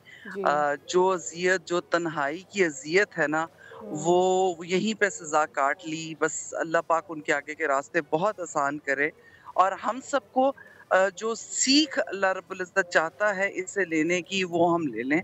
और इस टाइम इंडस्ट्री सारी बहुत कहते हैं ना कि गमगीन है, अफसोस है, क्योंकि हर किसी को यही नज़र आ रहा है कि इस चकाचौंध के बाद, इन रोशनियों के बावजूद, खूबसूरत दिखने के बावजूद, लाखों मदाह मतलब मिलियंस में फॉलोअर्स होने के बावजूद हम सब तन्हा हैं, हम अकेले हैं। अगर हमारे खूनी रिश्ते, हमारे बहुत करीबी दोस्त अहबाब वाकई हमारे दोस्त नहीं हैं, हमारे एक्वेंटेंस अगर खाली, तो उनका कोई फ़ायदा नहीं है। अगर हमारे दोस्त हैं जो कि हमारी गमी खुशी में हमारे साथ खड़े हैं, उन्हें हमारी तकलीफ़ पे तकलीफ़ होती है और वो हमें उस गम में से, उस तन्हाई में से, उस डिप्रेशन में से निकाल कर बाहर लाने की कोशिश करते हैं, तो वरना कोई हासिल नहीं है। और बिल्कुल ये जो चकाचौंध है ये वक्ती है, ये हम सब जानते हैं। ये एक मौका है करियर बनाने का, ज़रूर है, लेकिन जो लोग सिर्फ फेम के पीछे भागते हैं फिर वो इसी तन्हाई का शिकार हो जाते हैं, क्योंकि इस फेम की बहुत बड़ी कीमत चुकानी पड़ती है फैसल हमें। उसमें हमें बहुत सारी चीजें छोड़नी पड़ती है, अपने रिश्तेदारियां छोड़नी पड़ती है, लोगों के दिल बुरे होते हैं। कंटिन्यू कीजिएगा, लेकिन आपकी इस बात से मेरे जहन में एक चीज़ आ रही थी। वो बात सिर्फ इतनी सी है कि हम अपने ख्वाबों का पीछा भी तो करते हैं ना, हम उन्हें फॉलो भी तो करते हैं ना। और वो किसी भी तरह से हो सकता है, हम डॉक्टर भी हो सकते हैं, हो सकता है हम कुछ और शोबा इख्तियार करना चाहते हैं। एक टैबू ज़रूर है मीडिया के लोगों, जो लोग मीडिया में काम करना चाहते हैं, लेकिन अगर मेरा टैलेंट ही अदाकारी है, मेरा टैलेंट ही अपना कॉन्फिडेंस शो करना है, मेरा टैलेंट ही कम्युनिकेट करना है, तो मैं उसी में बेहतरीन कर सकती हूँ ना। उनका जो इंटरव्यू आया उसमें एक जगह वो ये कह रही हैं कि मेरे वालिदैन मेरे साथ हैं, शुरू में नाराज़ी ज़रूर थी लेकिन अब वो मान गए हैं। फिर अब उनके वालिदैन आना नहीं चाहते, ख़ास तौर पे उनके वालिद उनकी डेड बॉडी तक नहीं रिसीव करना चाहते। कल उनका एक बयान आया, ये बहुत दर्दनाक है। मैं आप दोनों के इस शो से, आपके प्लेटफॉर्म के तवस्सुत से एक रिक्वेस्ट करना चाहूँगी। पहले तो अपने उन तमाम यंगस्टर्स को जो इस मीडिया इंडस्ट्री में आना चाहते हैं, खुदा की कसम ये मजदूरी है, हम मजदूरी कर रहे होते हैं। हाँ, हर मजदूर का एक पहनावा है, एक प्रोटोकॉल होता है हर करियर का, हर जॉब का। वो हमारा पहनावा ये है कि हमें मेकअप लगा के कैमरे के सामने खड़ा होना पड़ता है और हम आपके घरों तक हमारी रसाई हो जाती है। हम आपको बहुत खूबसूरत दिखते हैं, लेकिन हमेशा हर कोई कहका लगाने वाला खुश नहीं होता, राजी नहीं होता, अपनी जिंदगी से पुरसुकून नहीं होता। जो मेन चीज है, पैसा जितना मर्जी आ जाए, फेम जितना मर्जी आ जाए, रोशनियां जितनी ज्यादा तेज हो जाए, ग्लैमर जितना मर्जी दिखे, लेकिन असल चीज है हमारे अंदर के पीस की। वो पीस हमें कब मिलता है? अकेलेपन में मिलेगा, कभी भी नहीं मिलेगा। क्योंकि अल्लाह पाक ने ये दुनिया बनाई है रिश्तों के साथ। कहते हैं ना, उसने असबाब बनाए हुए हैं, उन असबाब को देखें। आप खूनी रिश्ते लेकर पैदा होते हैं इस दुनिया के अंदर, और दोस्ती का वाहिद रिश्ता है जो आप इस दुनिया में आकर बनाते हैं। तो वो एक रिश्ता आपको नहीं चुनना आता। अब ये इससे बड़ी और कोई मिसाल नहीं दूंगी कि हमारी तो इतनी भी औकात नहीं है कि हम वो एक रिश्ता चुन सकें। कहाँ हैं वो सारे दोस्त, कहाँ थे वो, अगर वो 6 महीने से गायब थी। सलमा, मैं आपसे यही पूछना चाह रहा था। कुछ 2 दिन पहले इंडस्ट्री में पेमेंट्स, उसका भी एक इशू उठा के जी होती नहीं होती, वो आप अंदर जानती हैं। प्लस ये कि आपको क्या असेस आपके एक अदाकार जो है वो तन्हाई में या डिप्रेशन में क्यों चला जाता है? क्या काम मिलना बंद हो जाता है, या फिर पेमेंट्स कम हैं, या फिर क्या इशू है? मसला क्या है? फैसल, जब तक हम ये सोचते रहेंगे ना, हमने छोटे छोटे खुदा बना रखे अपने, कि हम ये सोचते हैं कि वो हमें काम देते हैं।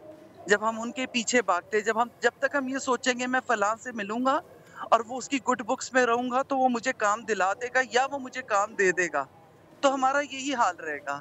हमारा तवक्कल खत्म हो चुका है। अल्लाह पे यकीन रखें, काम तो रोजी तो उसने वादा किया हुआ, फिर किस चीज का डर है?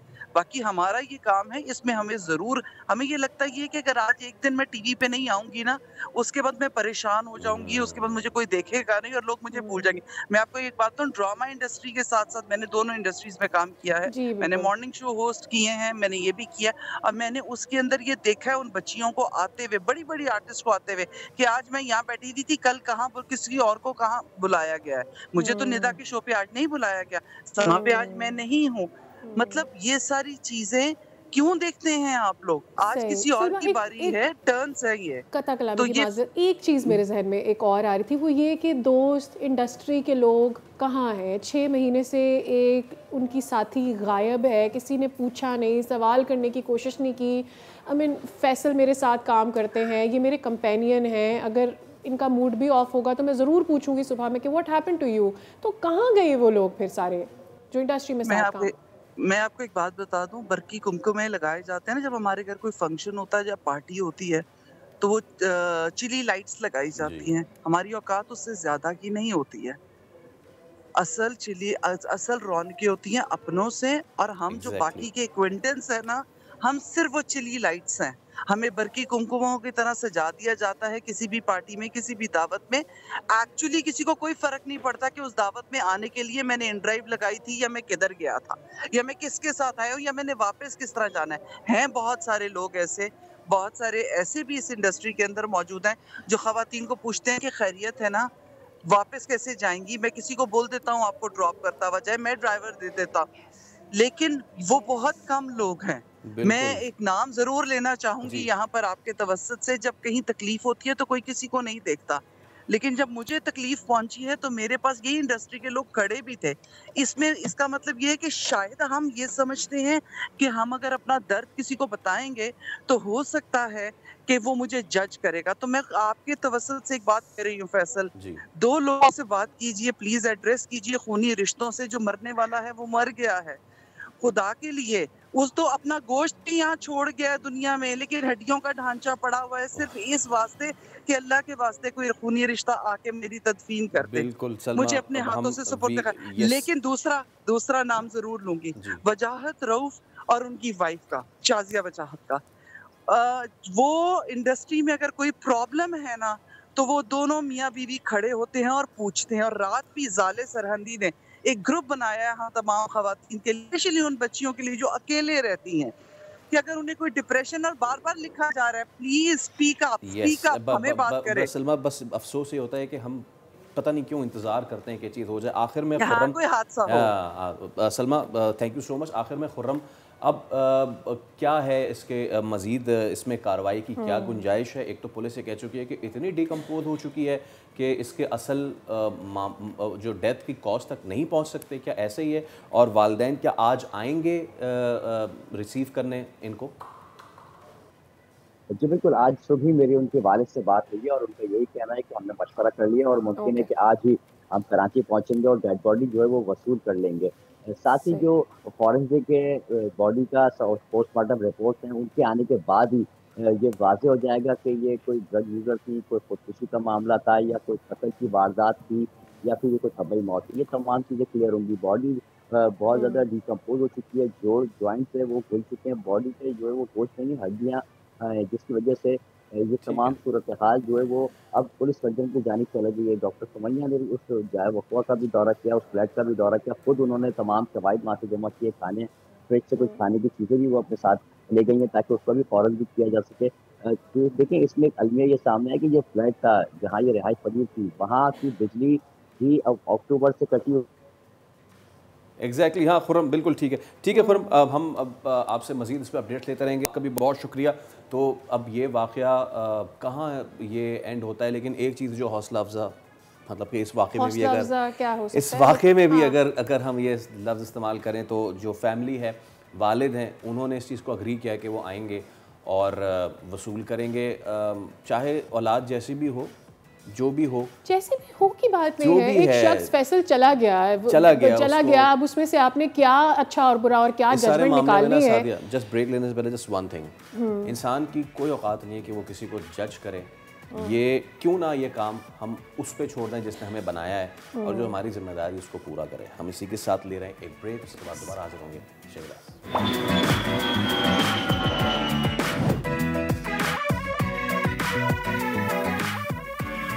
कहते हैं आपको एक दफा फिर से शपैक खुशामदीद। अच्छा जी, साउथ एशियन कराटे, ये देखिए, you don't do it, I have been teaching you since so many days. सही बात है, सही। दोबारा से कीजिएगा, 2 रुपए का। इसका नाम शपैक है या जज्बात का नाम शपैक? जज्बात का नाम शपैक है। कैफियत भी कोई चीज होती है। और जो बंदा मेडल जीतता है उसकी क्या कैफियत हो? आपने मेडल जीता है कभी? या बस खाली खुली आपने brown belt, blue, pink, red belt? लेकिन जिन्होंने मेडल जीता है, साउथ एशियन कराटे चैंपियनशिप में पाकिस्तान टीम की धूम मची है और उस टीम में से यानी मजबूरी तौर पर तो इस टीम ने 10 मेडल्स लिए, लेकिन इस टीम में से लियारी से साइरस तसद्दुक हमारे साथ मौजूद है जिन्होंने 2 कांसे के तमगे हासिल किए। आज हमारी मेहमान है, ना सिर्फ वो बल्कि उनके जो कोच हैं वो भी हमारे साथ मौजूद हैं। So let's take you to them. Are you going to introduce our guest? अस्सलाम वालेकुम। और मोइन डेरी साहब अस्सलाम वालेकुम। आप दोनों का बहुत बहुत शुक्रिया। सबसे पहले तो मुबारक हो जनाब आपको। और आपको भी। और इस मामले में तो भाई लेडीज़ फर्स्ट, ठीक है ना? तो सायरिश, इफ़ यू कैन प्लीज़, अगर आप हमें थोड़ा सा मेडल अपना ऊपर करके दिखा सकें। ये जनाब, ये रहा वो मेडल। And this to. आपको भी मिला? मुझे नहीं मिले, 2 अनाउंस किए ना। अच्छा, सही है। फैसल जेलस है बिकॉज़ इसको कराटे नहीं आते। यहाँ पे 2 खातीन मौजूद है जिनको कराटे आते हैं। Look at this, how beautiful it is. क्या आपको कराटे आते? नहीं आते। मुझे पराठे आते। खैर, सायरिश, पूरा टूर्नामेंट का हवाल बताइए, कैसे रही आपकी जर्नी? ओके, तो ये मेरा फर्स्ट एक्सपीरियंस था। नाइस। यस, तो इंटरनेशनल फर्स्ट एक्सपीरियंस था। वाह भाई वाह। और मुझे ऐसा लग रहा था कि मुझ पर मैं बहुत प्रेशराइज हो रही थी, क्योंकि जाहिर सी बात है मैंने कभी भी इतनी अच्छी परफॉर्मेंस नहीं देखी। कभी भी मुझ पर इतना बर्डन नहीं आया कि मैं ये सोचूं कि पाकिस्तान की तरफ से मैं जा रही हूँ, उसे रिप्रेजेंट कर रही हूँ। ये बहुत बड़ी प्राउड की बात है, क्योंकि हम जब एयरपोर्ट में एंटर हुए थे तो वहाँ पर जो भी लोग उम्रा के लिए जा रहे थे वो हमें देख रहे थे और उन्होंने हमें बोला कि हम आपके लिए दुआ करेंगे, आप अपना नाम बताएं। तो ये सब लोगों की साथ साथ हॉप्स जुड़ती जा रही थी। तो जब वहाँ पर मैं मेट पर पहुँची, मैंने वहाँ पर लोगों को देखा, सारे इतने अच्छे प्लेयर्स थे और उनके बीच में परफॉर्म करना एक बहुत बड़ी प्राउड की बात थी। और फिर वहाँ पर ये जीत कर आना, एक पोजीशन लेना, ये बहुत ज़्यादा मेरे लिए फ़ख्र की बात है। अच्छा, मुझे तो फैसल ऐसा लग रहा है कि आए दिन हम चाहे वो बॉक्सिंग हो, चाहे वो ताइक्वांडो हो, कहाँ से आते हैं? लियारी के कौन से इलाके में रहती हैं? मैं लियारी के खड़ा मार्केट में। खड़ा मार्केट की खारादर। ये सफ़र कैसे शुरू हुआ? आपने इस चैम्पियनशिप का तो बता दिया सारिश, लेकिन आपका ये जो कराटे जर्नी है कितनी एज से आपने शुरू किया? मैंने 18 साल से शुरू किया था। जब मैं 18 साल की थी तब मेरा, मुझे याद है, न्यू NIC बना था और मैंने बहुत ज़्यादा ट्राई किया था कि मैं कराटे में ज्वाइन करूं। तो मैं तब काफ़ी दूर जाती थी, कोरंगी में, वहाँ पर फैशन डिज़ाइनिंग इंस्टीट्यूट है, वहाँ पर मैं एज अ फैशन डिज़ाइनिंग सीखने के लिए जा रही थी। तो वहाँ पर मैंने बहुत ट्राई किया कि मुझे वहाँ पर एडमिशन मिले, लेकिन वहाँ पर किसी भी लड़की का एडमिशन नहीं हुआ। देन उसके बाद मेरी बिल्डिंग में ही मेरी नेबर थी, उन्होंने बताया कि वो जाती हैं कराटे में, तो वहाँ पर फिर मैंने ज्वाइन किया और उसके बाद से मेरी जर्नी स्टार्ट हुई। ज़बरदस्त। चलें, और जर्नी को वो कहते हैं ना कि जर्नी तो आप फैसला कर लेते हैं, लेकिन इस सफ़र में आपका साथ देने वाले बहुत ही ज़्यादा अहम होते हैं। तो हमारे साथ कोच मौजूद हैं मोइन भाई। मोइन भाई, आपके लिए भी बहुत फ़ख्र की बात होती है ना, और जो उस्ताद है वो रूहानी वालिद है, ठीक है? तो आपका कैसा एक्सपीरियंस रहा और आपके क्या तासुरात हैं कि आपकी शागिर्द ने जनाब मेडल हासिल किया? सबसे पहले तो बोल चैनल का बहुत बहुत शुक्रिया जिन्होंने हमें बुलाया, सही है। इसके अलावा ये होते हैं, देखें, उस वक्त जब हम एक सिंध लेवल पे खेल रहे होते तो हमें हमारी फ़िक्र होती है अपने क्लब की, लेकिन इस वक्त फ़िक्र थी हमारे मुल्क की कि हमारा पाकिस्तान। और दूसरे बच्चों ने भी परफॉर्मेंस दी है, बड़ा अच्छा रहा और काफ़ी सालों से ये कर रही है, तकरीबन 10 साल हो गए। ये क्वालिफाइड कोच भी है, रेफरी भी है पाकिस्तान कराटे की। अपनी यूनिवर्सिटी के लिए 2 सिल्वर मेडल भी जीत चुकी है HSC के।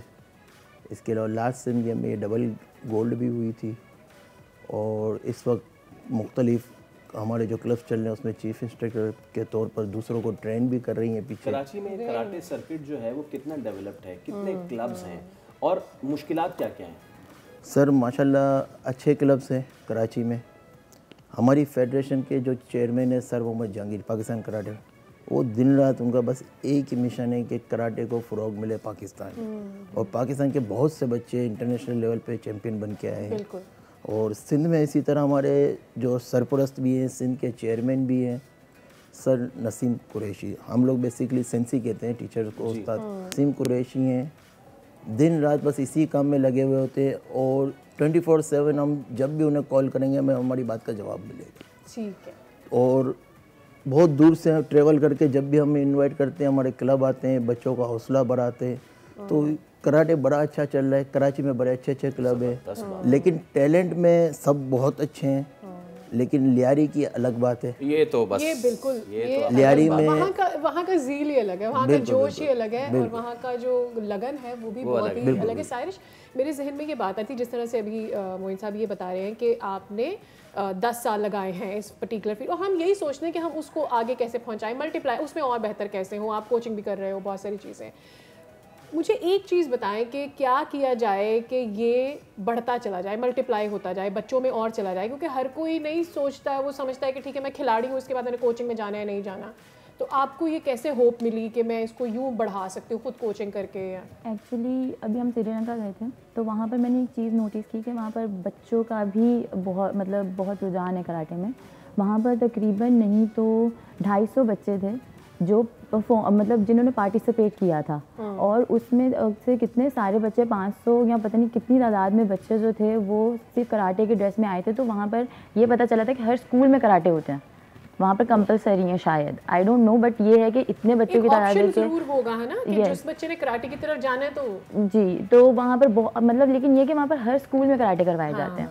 तो ये चीज़ मैं चाहूँगी कि हर स्कूल में यहाँ पर भी हो, क्योंकि सेल्फ डिफेंस बहुत इंपॉर्टेंट चीज़ है, भले वो फिर लड़का ही हो या लड़की ही हो, बहुत इंपॉर्टेंट चीज़ है। तो मैं यही चाहूँगी कि अगर ये स्कूल्स में आए तो वो ज़्यादा अच्छा है कि हमें मौका मिले कि हम आगे स्कूल में बच्चों को सिखाएं, वो हमें देख के इंस्पायर हों और वो आगे अपना, इससे सिर्फ ये नहीं होता कि आपकी फ़िज़िकल फिटनेस होती है, इससे बल्कि आपका कॉन्फिडेंस लेवल भी अप होता है कि आप माशरे में चल सकते हैं और आप निडर होकर चल सकते हैं। आपको घबराहट नहीं होती, माय गॉड ये मुझे देख रहा है या वो मुझे देख रहा है या मुझे कैसा फील हो रहा है, नहीं, आप कॉन्फिडेंट आता है कि आप सामने वाले से बात कर सकते हैं। ये जो आपने बात की है कि कोई घबराना नहीं है, वो किसी साहब ने अगर कभी कोई गलती से आपके साथ बदतमीज़ी की हो और आपने उसको वहीं, ऐसा हुआ है कभी? जी जी हुआ है, बताएं ना प्लीज, ये असल कहानी तो ये तो बताएं ना आप। देखिए, इसमें बहुत बड़ा हाथ मेरी मदर का भी है कि मेरी मदर बहुत सपोर्टिव है।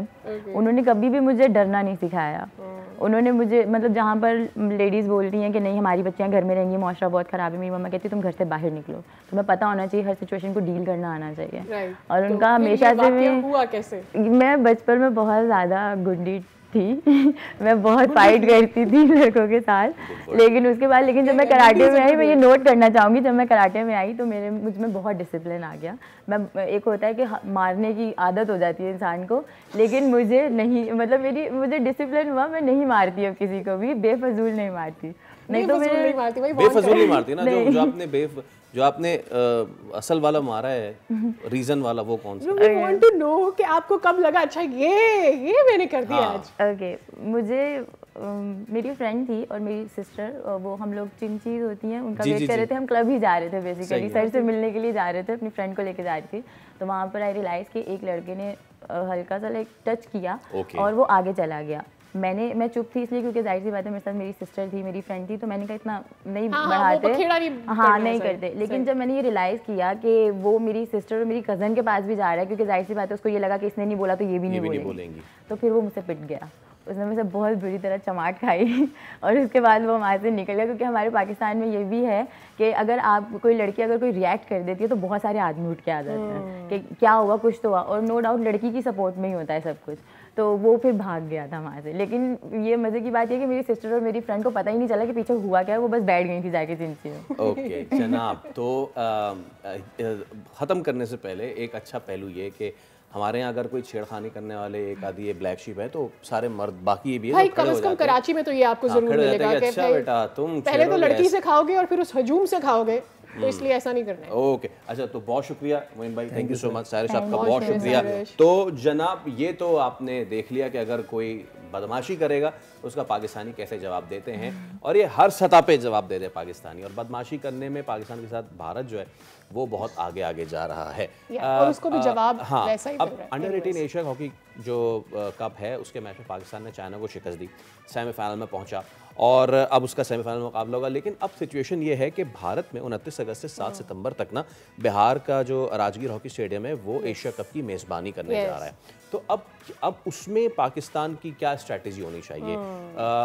हमारे सीनियर का पर्सन आदिल वासी के प्रोग्राम में बात करते हुए शहरी रहमान साहिबा उन्होंने इस हवाले से क्या कहा, पहले आपको सुनाते फिर इसमें मजीद बात करते हैं। इनको आपके ख्याल में जाना चाहिए? What is your opinion about it? देखिए, मैं सारी ज़िंदगी I have been a peace maker, और रीजनल पीस और ख़ित्ते में अमन मैं समझती हूँ सबसे बड़ी तरजीह होनी चाहिए। चेयरमैन बिलावल ने भी यही पैगाम दिया है जंग के बाद कि हम देखिए दोस्तों के साथ आप मज़ाकरात की मेज़ पर नहीं बैठते, आप अपने राइवल के साथ बैठते हैं, अपने दुश्मन के साथ बैठते हैं, ताकि आप आगे फिर डेवलपमेंट डिविडेंड्स अपने लोगों को दे। लेकिन हिंदुस्तान की जो हठधर्मी चल रही है उनकी मैसेजिंग देखें, बहुत ही गैर जिम्मेदार है, बहुत ही इमेच्योर है, और एक न्यूक्लियर या बड़े ग्लोबल पावर को बिल्कुल जेब नहीं देता, वो बन भी नहीं सकते तब तक ऐसे।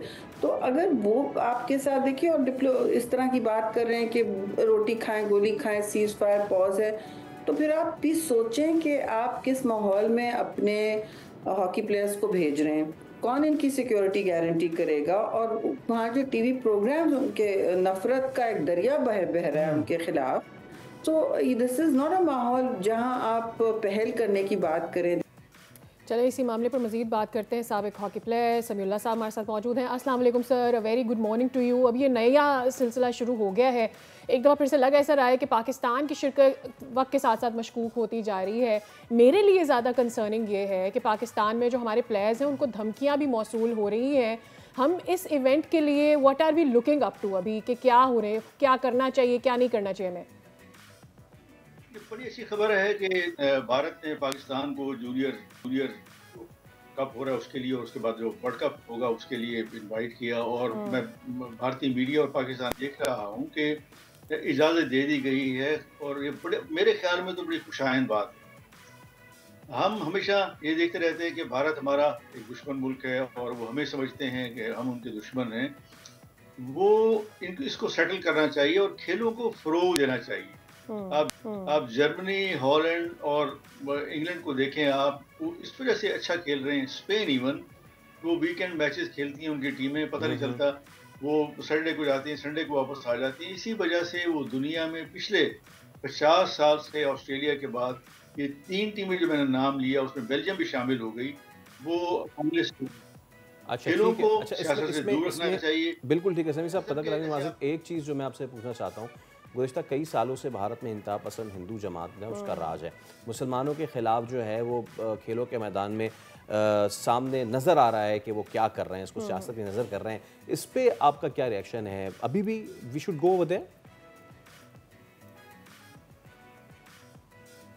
ये मैं तो कहता हूँ कि बड़ी अजीब सी बात है, ये एक्टिविटी हो ही नहीं चाहिए। हुकूमत इनको बिल्कुल सपोर्ट नहीं करना चाहिए। अगर थोड़ा सा भी क्रैक डाउन होगा, उनके लीडर से बात करें और ये कहें कि अव्वल तो हालात हमारे जनरली भी ठीक होने चाहिए। अगर वो ठीक नहीं है, बाद वजूहात की बिना पे, जैसे मोदी सरकार हमें कहती है कि पाकिस्तान जो है दहशतगर्द है, उनको पनाह देता है, और फिर उसके साथ साथ वो चाहते भी हैं कि ताल्लुकात ठीक हों, ये वहाँ से बड़ी सारी चीज़ें हैं और यहाँ से काफ़ी सारी चीज़ें जाएँ, ये हो नहीं सकता।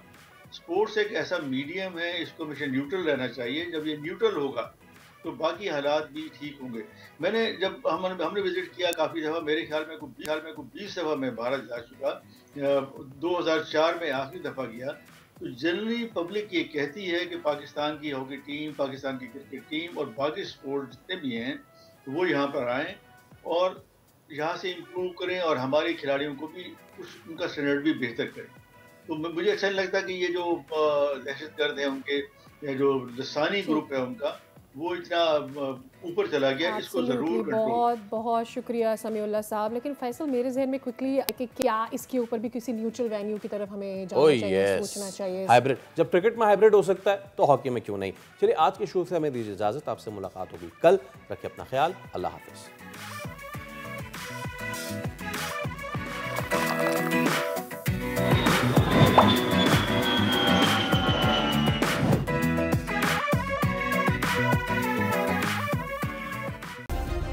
सब्सक्राइब करें और बेल दबाएं ताकि कोई खबर रह न जाए।